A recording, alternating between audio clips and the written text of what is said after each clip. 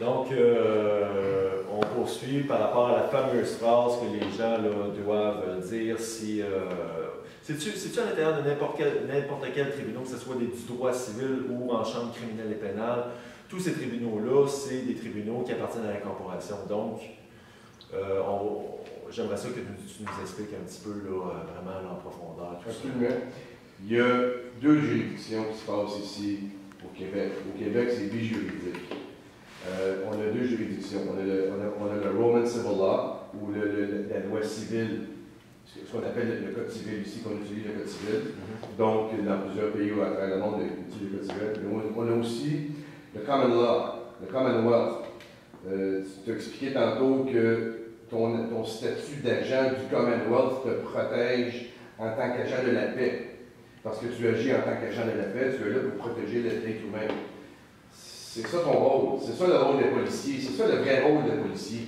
Et chaque policier a ce statut-là. Donc, il doit faire son travail avec ce terme-là et non avec son matricule de policier. C'est vraiment l'agent de la paix qu'on doit stimuler.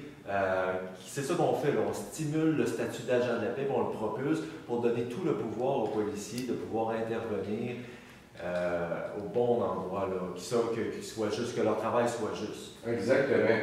C'est pour ça qu'il y a deux juridictions qui existent. Lorsqu'on se présente à la cour, si on se présente dans une cour de droit civil et qu'on va à la barre, on s'en va à la barre en tant que la personne juridique. On devient la personne juridique pour eux. Ils ne reconnaissent pas l'être humain dans la cour. C'est impossible. C'est impossible. Tout ce qu'ils peuvent reconnaître, c'est les corporations. Donc, ils doivent reconnaître la personne juridique. Et comment est-ce qu'on fait maintenant, lorsqu'on arrive à la cour, c'est tout simplement de ne pas reconnaître leur juridiction. C'est tout. Y a-t-il une façon de parler au juge à ce moment-là pour pouvoir... C'est de lui dire. Comment qu'on peut lui dire ça? Comment qu'un esclave peut lui dire ça? Un esclave, c'est parce que si tu te présentes à la barre, tu es l'esclave. Mais si tu ne te présentes pas directement à la barre et tu restes dans ta place, debout, en tant que sur le territoire du Commonwealth, parce que c'est là qu'on est sur le droit commun, on se tient dans le droit commun, c'est notre juridiction, on se tient dans le droit commun. Donc lorsqu'on se tient dans le droit commun, on lui dit, écoutez, à qui voulez-vous parler? S'il veut parler à la personne, le nom plus le nom de famille, bien, vous simplement lui présentez votre certificat de naissance et dit, regarde, parlez-lui. Parce que lui, il ne peut pas. Si vous voulez parler à la personne juridique, elle est là. Si vous voulez parler à l'homme, je ne reconnais pas votre juridiction parce que moi, je me tiens à la juridiction du droit commun. Et tu dois déposer ces documents-là avant d'aller à la cour. Tu ne dois pas le surprendre le juge. Il faut que le juge, quand tu arrives à la cour, le sache ça. Il sache qui se tient devant lui. Parce que si tu arrives à la cour et tu le surprends, tu le mets dans une mauvaise position. On n'est pas là pour mettre le juge dans une mauvaise position. On n'est pas là pour arrêter personne, c'est pas ça le but. Le but, c'est d'enseigner. Donc, il faut que vous puissiez enseigner avant votre souveraineté, votre état d'être qui est souverain, tout ça. Vous devez lui enseigner, lui démontrer que vous sachez ça. Tu dois tout simplement l'écrire sur un document, sur un affidavit de vérité. Un affidavit, ça c'est signé par c'est assermenté par des gens qui travaillent au niveau de la cour. Ou à l'hôtel de ville, il y a des gens qui sont mandatés pour pouvoir signer des affidavits à chaque hôtel de ville. Ou un notaire. Et ça, c'est reconnu. Ouais, et ça, c'est reconnu dans leur juridiction. C'est eux qui écrivent ces assermenteurs-là. C'est reconnu dans les notaires ou quoi que ce soit. C'est eux, ça c'est dans leur juridiction. Donc ils doivent reconnaître une assermentation affidavit. Ils doivent le reconnaître, sinon c'est un crime de guerre. Donc le juge participe à un état criminel et il se rend coupable, d'esclavagisme et de crime à l'humanité. Donc c'est très grave qu'est-ce qui se passe et il faut vraiment pouvoir élever la conscience pour que les gens deviennent souverains et libres, mais qu'on ait quand même un cadre légal. Là, le danger à ça, c'est que les gens, oui, on peut dire ça en cause civile, mais là, au niveau criminel, pour pouvoir continuer quand même à assurer une sécurité. Il faut avoir des cours, il faut avoir des agents de la paix. C'est important, parce que c'est quoi qu'on doit vraiment protéger? C'est le droit à la vie, à la liberté, à l'accès à la propriété. Donc, quelqu'un qui commettrait un meurtre ou... Il doit être jugé par ses pairs. Il faut qu'il soit jugé par ses pairs. Et ses pairs sont le juge à ce moment-là. Il y a le droit de le juger, j'imagine. C'est pas un juge. Le juge de paix, il est là pour agir comme un arbitre. Les pairs, si on arrive avec des documents prouvant hors de tout doute que cette personne-là a tué quelqu'un, il doit être puni. Il doit être puni. Alors là, le juge qui a le droit de juger, c'est là l'importance de pouvoir établir une vraie constitution. Voilà. Le plus rapidement possible. Oui. Parce que là, oui. Mais dans le droit commun. Dans un droit commun. Dans un droit commun, et pas dans un droit de malicette comme on faisait, qui est juste du commerce.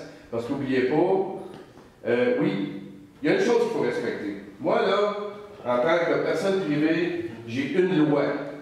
Elle n'est pas compliquée, ma loi. Fais pas de dommages à personne. Fais pas de mal à personne. Autrement dit, tu voles pas, tu tues pas, tu mens pas. C'est tout. C'est une loi. Si tu me causes dommage, tu dois réparer. Si je te cause dommage, je dois réparer. Le problème, c'est que les gens, là, présentement, qui nous écoutent, vont paniquer, vont avoir de l'angoisse, ils vont dire oui, mais là, si, avec l'information que tu donnes, ça va devenir le chaos. Non, c'est le contraire. Les gens vont se responsabiliser. Pourquoi c'est le chaos aujourd'hui? Parce que les gens ne se responsabilisent pas et déchargent tout sur le gouvernement. Les gens ne prennent aucune responsabilité aujourd'hui de leurs faits. Quand ils vont travailler, ils payent leurs taxes, ils arrivent chez eux, ils prennent la grosse bière, ils écoutent la TV, puis ils ne font absolument rien. Ils déchargent complètement de responsabilité sur tout. Si tout le monde prenait sa responsabilité, on aurait un bien meilleur monde. Donc, le juge, tu me parlais tantôt que le juge, lui, c'est un juge commercial. Oui. Et puis, tu me parlais aussi que l'important, c'est qu'on puisse établir une... comment tu disais ça? Je me souviens plus. Ce qu'il faut établir là-dedans, c'est de rétablir les vraies affaires. C'est une cour qui doit devenir tous des cours de droit commun. On doit être protégé selon l'homme, selon nos actions, sous notre pleine responsabilité illimitée. Illimitée. C'est pour ça que moi, en tant que privé, lorsque j'envoie des documents aux corporations, je leur demande toujours de signer des affidavits sur leur pleine responsabilité commerciale illimitée. Moi, je me mets la tête sur la bûche. Toi, es-tu prêt à mettre ta tête sur la bûche? Les documents que tu m'envoies, est-ce que ce sont des documents de vérité ou c'est juste un contrat commercial que tu m'envoies? C'est ça, c'est vraiment d'envoyer des documents au juge, de le préparer. Parce que aux juges, aux agents, à tous ceux qui font affaire avec toi. C'est ça tu me disais, tu marches toujours par la poste, toi, parce que la poste est enregistrée, c'est par lettre recommandée, donc il y a un processus de suivi assuré, donc ils n'ont pas le choix de pouvoir répondre à l'esclave de la meilleure façon, sinon tu as la preuve comme quoi le juge est corrompu. Oui. Donc c'est important de pouvoir fonctionner avec la poste. Et là, tu ne deviens plus l'esclave, c'est fini là. Tu deviens le maître. C'est toi le maître de ta destinée. Chaque minute, chaque seconde de ma vie m'appartiennent à moi.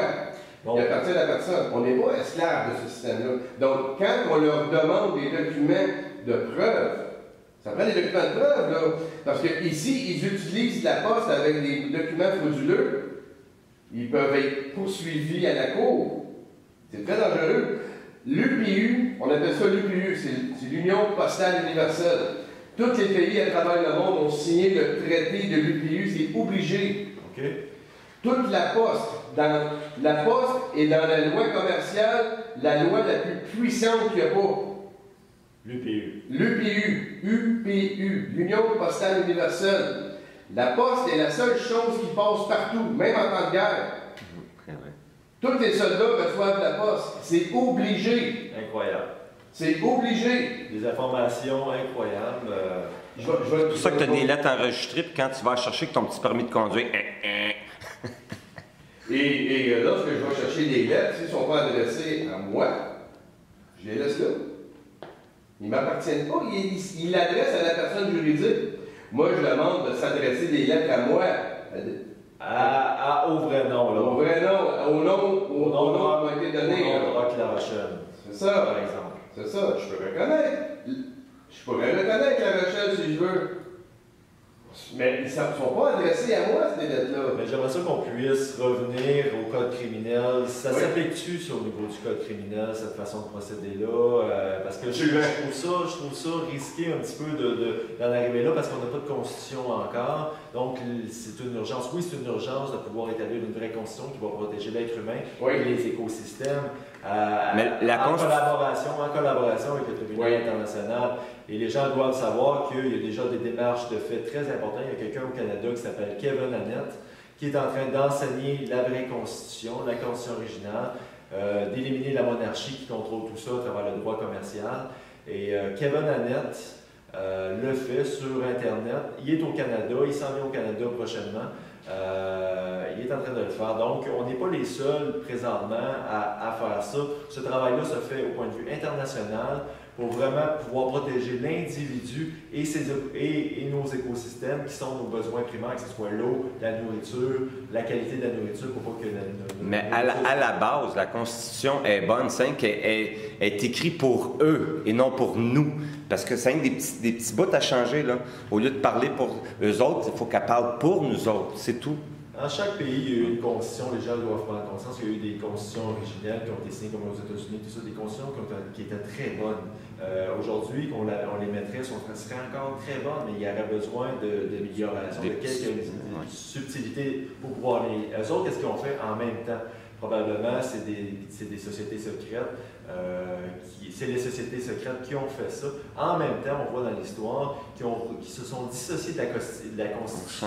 Ils ont créé des lois, des fausses lois pour se dissocier de cette Constitution-là. Même ici au Canada. Ils l'ont fait délibérément. Hein? Ils se sont vraiment c'est les gouverneurs ou le lieutenant qui peut changer, puis il bafoue tout. Le gouvernement bafoue tout. Jacques-Antoine Normandin va nous expliquer ça en profondeur. Mais là j'aimerais ça qu'on... Faut pas avoir peur du code. Faut pas avoir peur des gens qui... Faut pas avoir peur de dissocier tout ça, puis de dire, regarde, les gens vont se responsabiliser, et des gens qui commettent des crimes, commettent des crimes. Quand tu commets un crime, tu commets un crime. Ça veut dire que je viens de bafouer ton droit à ta vie, à ta liberté, à tout ça. C'est des vrais crimes, des vrais. Il faut être capable, je crois, jusqu'à la transition, de pouvoir garder le code criminel. Les juges ne doivent pas autoriser une personne à présenter son droit au tribunal international. C'est common sense. C'est sûr, mais là, on a une étape à faire. Au niveau de certains codes, oui, je comprends. Mais je veux dire, à moins que je me trompe, à moins que tu vois que je me trompe, si je me trompe, comment tu pourrais me réaligner? Ce qui est créé aujourd'hui, ce sont des codes, des règlements. OK? Et ça, c'est créé pour la personne juridique. C'est créé, et si tu regardes juste la Constitution, c'est les droits et libertés du Canada. Les droits et libertés canadiennes. La Constitution canadienne des droits et libertés. Ouais. La première phrase le dit. Le Canada reconnaît la suprématie de la loi de Dieu et la liberté du droit commun. Donc, le mot droit commun, c'est très important ici. Vous devez vous souvenir de ça, le droit commun. Ici, ce n'est pas un droit commercial. La souveraineté de l'esclave, c'est le droit commun du Commonwealth, établi par les traités internationaux qui se trouvent au Tribunal international de justice qui se trouve aux Pays-Bas. Oui, il faut exactement, c'est le droit commun. Tout est basé là-dessus. Même aux États-Unis, hein, c'est sûr. C'est pas compliqué. La Magna Carta. La Magna Carta qui a été écrite en 1215 opère au Canada et aux États-Unis. C'est la loi qui a été écrite en 1215 par le roi John. OK? 1215. En 1215, c'est la Magna Carta qui opère. La Magna Carta. OK. OK?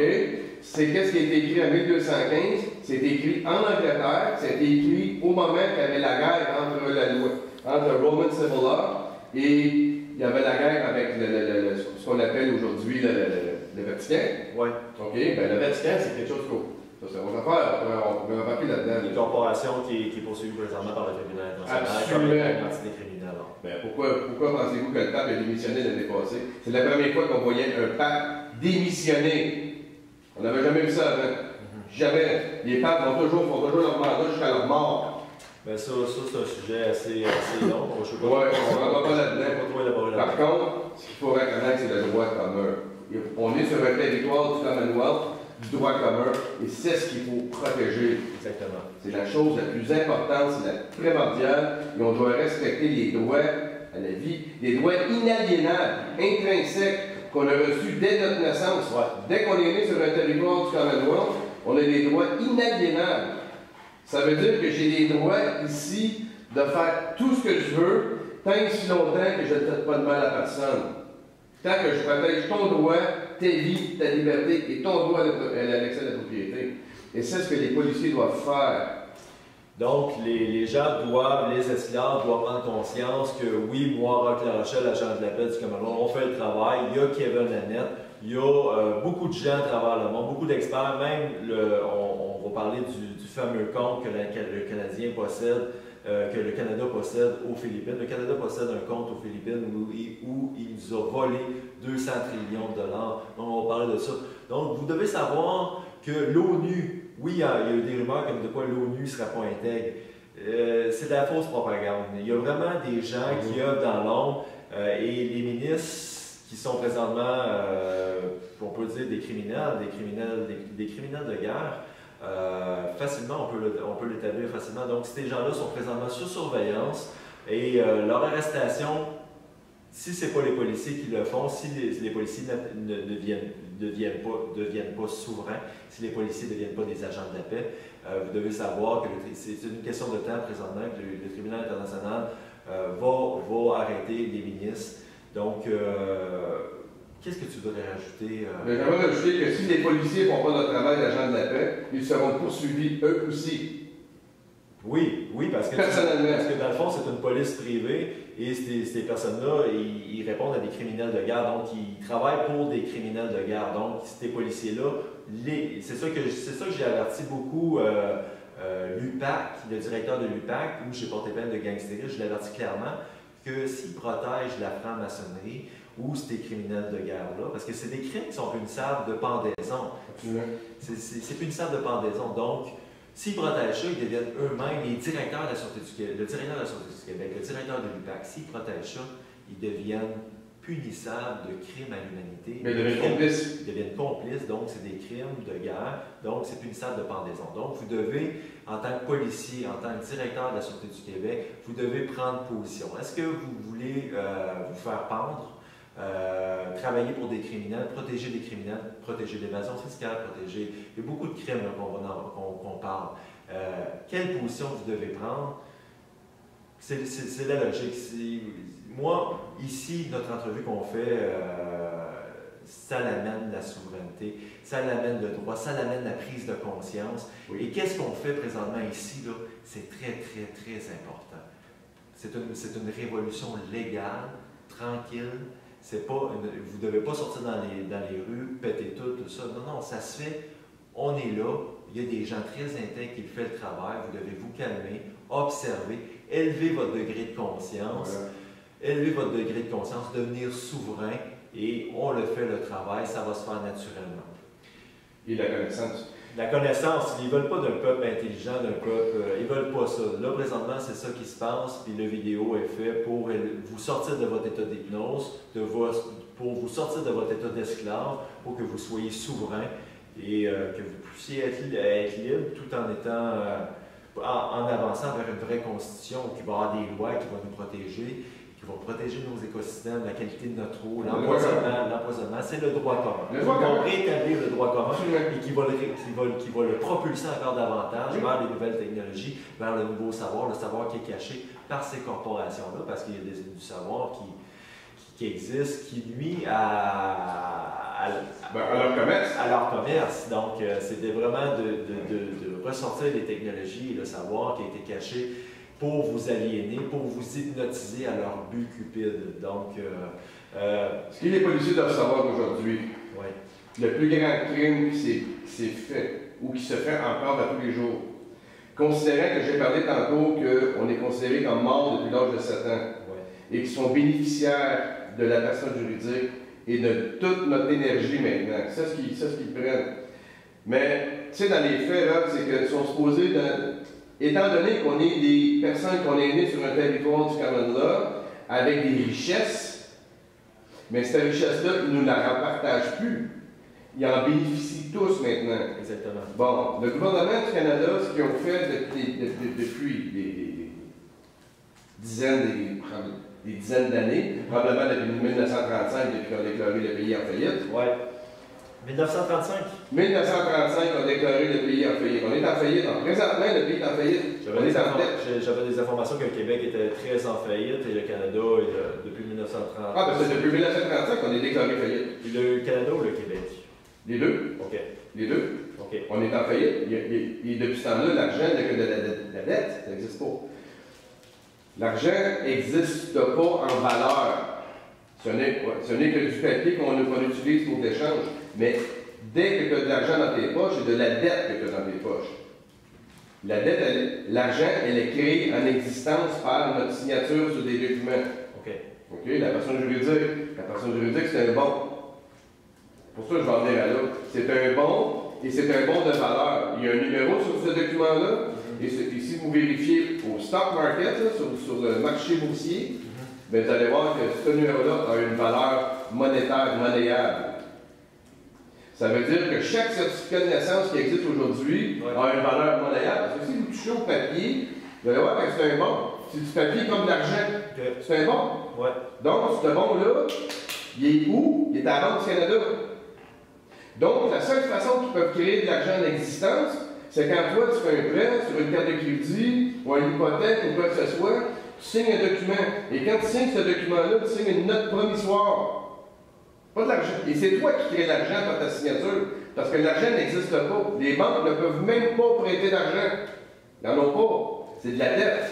C'est ça. C'est des banques privées qui se sont donné le droit d'imprimer de l'argent, de créer de l'argent d'une façon criminelle incroyable. Ils font ce qu'ils veulent. Et on dit beaucoup que si on mettrait l'évasion fiscale à côté de la dette, et si on rajouterait aussi les taux d'intérêt qui sont illégales, complètement illégales, on verrait que tout ça, dans le fond, c'est ça l'argent qui devrait être là, qui devrait circuler à l'interne, est complètement parti. Et en plus, vu que c'est un moyen très criminel, tout ça, l'évasion fiscale, tout ça, là, qu'est-ce que je trouve vraiment absurde qui décrit cette façon de faire de crime à l'humanité et incroyable et de l'esclavage, c'est qu'en plus, ils vont oser demander aux esclaves des mesures d'austérité. Tu me disais qu'il y a un compte que le Canada, que ces gens-là, que les propriétaires des banques et c'est le gouvernement du Canada. Le Canada, que les corporations qui sont au sein la corporation du Canada. Des corporations qui ont comme volé l'argent aux esclaves, puis ils ont caché ça. Tu me parlais de 200 trillions de dollars. C'est pas 200 milliards, là. C'est 200 trillions de dollars qui seraient cachés dans un compte aux Philippines. C'est quoi le nom du compte en Philippines? C'est quoi le nom? C'est le Swissindo account. Swissindo account. C'est le compte Swissindo. Là, il y a un gars qui a dénoncé ça, tu me disais, il y a un gars qui travaillait, un colonel, je crois. C'est un capitaine de l'armée de l'air du Canada. De l'armée canadienne. De l'armée canadienne, qui a fait une investigation profonde, très, très, très recherchée. Il a suivi l'argent. Il a suivi qui peut être criminel ici au Canada, qui peut être notre ennemi. Qui pourrait être des terroristes ici même? Les terroristes, les ennemis au Canada. Il a suivi la trace de l'argent. Et la trace de l'argent l'a amené au gouvernement du Canada et aux banques. Il a découvert ce compte-là. Le compte, c'est Swissindo account. Il y a 209 trilliards. En anglais, c'est trillion. Okay, en français, c'est trilliards. Il y a 209 trilliards de notre argent à nous, de notre argent en tant que personne privée, qui nous ont pris parce qu'on est considéré comme mort et parce qu'ils sont bénéficiaires de la personne juridique. Ils gardent tout cet argent-là au lieu de nous en donner des royautés. Donc, c'est du vol. Ils nous volent cet argent-là, et cet argent-là, il est déposé dans un compte aux Philippines. Non, lui, il a dénoncé ça, ce capitaine-là de l'armée canadienne. Il a dénoncé ça au premier ministre, qui était à qui? Il a dénoncé ça dans les cours à Ottawa et à Kingston. Okay. Et quand il est allé à Kingston, il était enfermé 5 jours en prison à Kingston. Qu'est-ce qui est arrivé? Qu'est-ce qu'ils ont fait à ce gars-là en prison? Ils n'ont pas fait du bien. Ils l'ont battu, je crois. Hein? Mettons qu'ils n'ont pas fait du bien. Ils ont fait des dommages. Mais là, il a été emprisonné pendant combien de temps? 5 jours. 5 jours. Puis là, l'ONU beaucoup de monde qui pense que l'ONU n'est pas intègre, tout ça, qui a été infiltré par les Rockefeller, tout ça.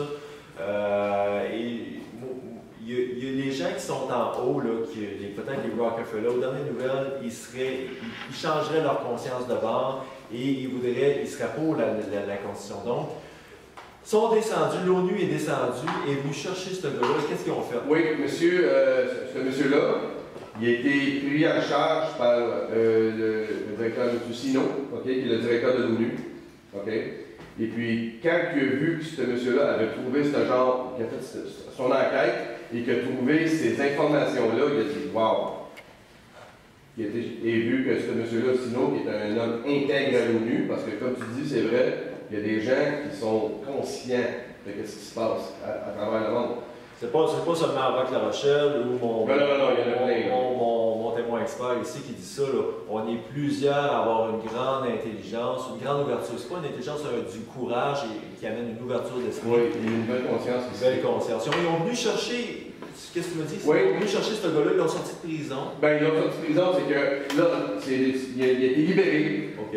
Et là, il a été honorablement sorti de l'armée, honorablement, en guillemets. Donc, sur papier, il est honorable, il était sorti ils l'ont simplement gardé chez vous. Mais quand il a découvert ça, c'est l'ONU qui a été le chercher. Il est devenu le lieutenant-colonel de la stratégie militaire pour l'ONU. Lieutenant-colonel de la stratégie militaire de l'ONU. Oui. Un gars qui a dénoncé ça. Regardez, il y a une certaine protection. L'esclave peut voir qu'il y a un travail qui se fait. C'est ça. Puis tu sais, on n'est pas esclave. C'est ça qu'il faut se mettre en tête. On est des personnes privées avec des droits inaliénables. C'est comme le permis de conduire. Le permis de conduire, là, écoute, c'est du commerce. C'est des gouvernements. Des plaques, ici, des ça. C'est sûr, il faut faire attention. J'ai vu un gars sortir que Peter Moore a interviewé un gars de l'armée, tout ça. Il disait que si tu dis ça, que tu dis cet argument-là aux policiers, les policiers, non. Les policiers ne savent pas ça, et puis si tu donnes, tu dis, il y a un policier qui arrive, qui vient pour t'intercepter, tu dis, regarde, moi je suis un insouverain, vous n'avez pas le droit de Non, c'est pas. Non, c'est pas les policiers, premièrement, ils doivent faire leur travail d'agent de la paix. Oui. Mais au point de vue, si vous dites, mon permis n'a aucune validité, tout ça, c'est vrai, le fond est vrai. Les policiers ne savent pas ça. Ils sont hypnotisés par un système d'éducation qui est commercial. Qui protège la corporation. Et qui protège la corporation. Ils sont hypnotisés à protéger la corporation. Donc les policiers ne savent pas ça. Et n'amenez pas cet argument-là aux policiers. On n'est pas rendu là. L'argument est qu'une personne privée, et l'argument, tant qu'à moi, le policier doit connaître sa loi un petit peu. Et le Code pénal clairement dit, le Code pénal, à l'article 122D, que toute personne qui travaille en tant que civil, en tant que sergent civil, doit avoir un lien de confiance avec la personne privée. Vous irez voir ça, faites votre recherche.